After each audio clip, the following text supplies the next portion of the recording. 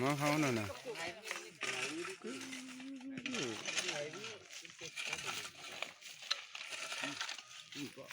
Em ra mình thấy là thế.